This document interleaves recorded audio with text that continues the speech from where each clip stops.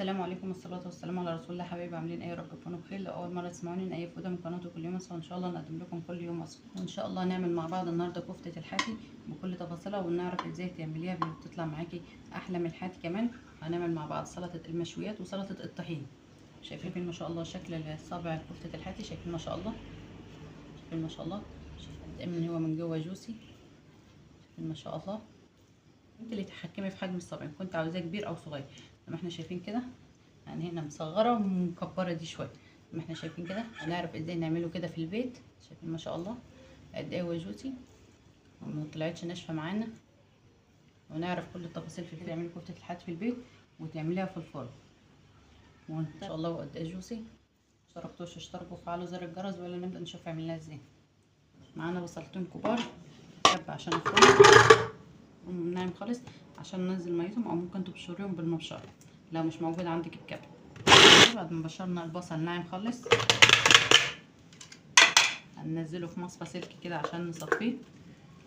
وهنا كده معانا البصل بعد ما صفيناه كويس، وطبعا ميه البصل دي مش هنرمي، هنحط عليها رشه من الفلفل الاسود ورشه من الملح ونحطها في التلاجة عشان هنحتاجها في تشكيل الكفته. ومعانا هنا كيلو من اللحمه، يعني يبقى فيها النسبه دي نشيل 25 زي ما قلنا دهون. وهنا البصلتين اللي احنا بشرينهم هناخدها كده نفرمها على 3 مرات كويس زي ما احنا شايفين كده، لان لو حطيناها كلها على مره واحده مش هتتفرم معانا كويس. هنشوف شكلها بعد ما نفرمها ان شاء الله. كده فرمناها بالشكل ده زي ما احنا شايفين كده. اهم حاجه زي ما قلنا تتفرم فرمه كويسه كده. وهنا معانا الاضافات اللي هنضيفها لكفته الحاتي. معانا معلقه كبيره من الملح، معانا معلقه من الملح ومعلقه كبيره من الفلفل الاسود، كفته او رشه من جوز الطيب. وهنا دي رشه جوز الطيب اللي قلنا عليها،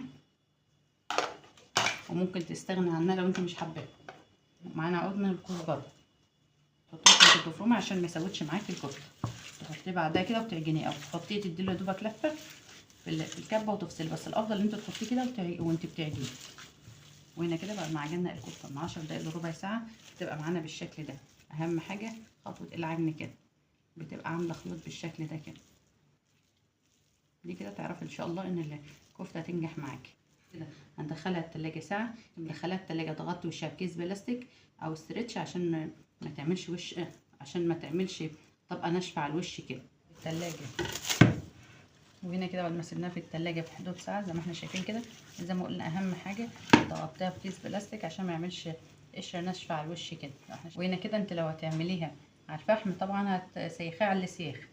انا دلوقتي هعملها في الصينية، صينية الفرن اللي عندك التانية الألمونيا اللي بتشترى بالشبكة، أو ممكن في الصينية العادية.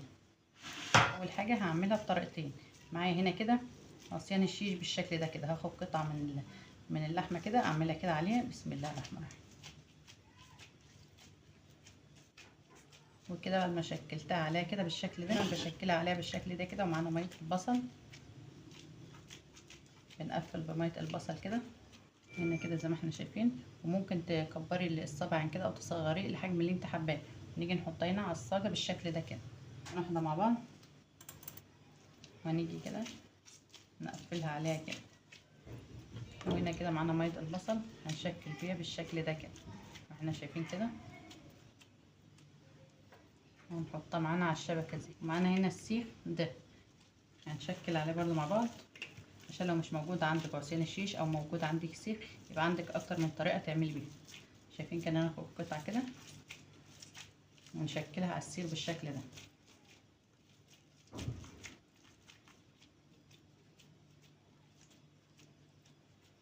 حسب ما تحب بالشكل ده.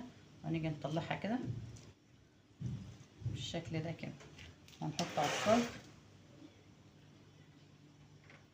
كده بالشكل ده، او ممكن تحطيه في ارضيه الصينيه اللي انت حباه. ونخلص تشكيل بنفس الشكل ونرجع نشوف مع بعض ان شاء الله. وهنا كده بعد ما خلصنا تشكيل الكفته بالشكل ده ندخلها على الفرن. ده فرن مسخن على درجه حراره 200. هنحطها في الرف الوسط ونولع من تحت ومن فوق زي ما احنا شايفين كده. هتاخد معانا حوالي من 20 دقيقه ل 25 دقيقه، ونرجع نشوفها مع بعض ان شاء الله. الكفته بعد ما طلعت معانا من الفرن بالشكل ده انا هحطها هنا في صينيه عشان اولع فحمايه واحطها فيه. انما انت لو مش حابه الفحمايه هتستغنى عن الخطوه دي وتقدمها على طول. احنا شايفين كده حطينا الكفته حطينا الفحمية بالشكل ده. بسم الله الرحمن الرحيم. هنحط عليها نقطة من الزيت. نقفل على طول كده.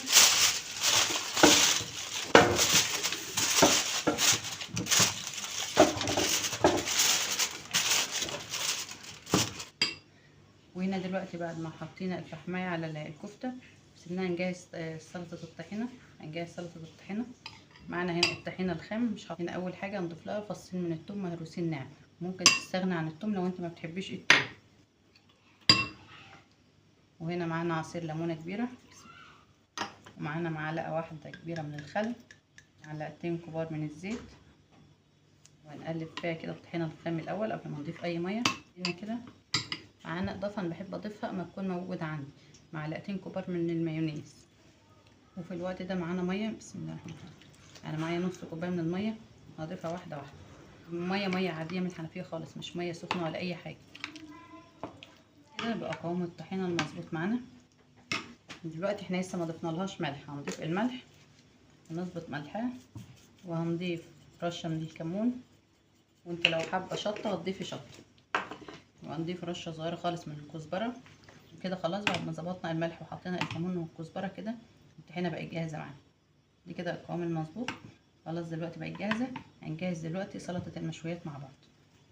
دلوقتي هنعمل مع بعض سلطه المشويات. معانا بصل مقطعينه جوانح بالشكل ده، ومعانا معلقه كبيره من السماق،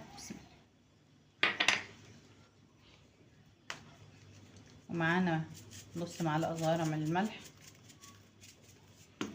وهندعك الملح مع البصل بالسماق بالملح كده كويس. اهم حاجه الدعكه دي. ممكن سلطه المشويات تقطعي فيها طماطم شرايح. بعد ما تدعكي البصل بالشكل ده تحطي معاها الطماطم. طبعا بقت جاهزه معانا. نحط لها عظم الكزبره ونقدمها مع بعض. وشايفين ما شاء الله شكل الصابع كفتة الحاتي. شايفين ما شاء الله. شايفين ما شاء الله قد ايه من هو من جوه جوسي. شايفين ما شاء الله. وانت اللي تتحكمي في حجم الصابع، كنت عاوزاه كبير او صغير. زي ما احنا شايفين كده، يعني هنا مصغره ومكبره دي شويه. زي ما احنا شايفين شكل صابع الكفته. وهنعرف ازاي نعمله كده في البيت. شايفين ما شاء الله قد ايه هو جوسي وما طلعتش ناشفه الله. ونعرف شايفين ما شاء الله قد ايه جوسي. لو عجبكم وصفتنا النهارده اعملوا لنا متابعه وشير عشان يوصلكم كل جديد. والسلام عليكم ورحمه الله وبركاته.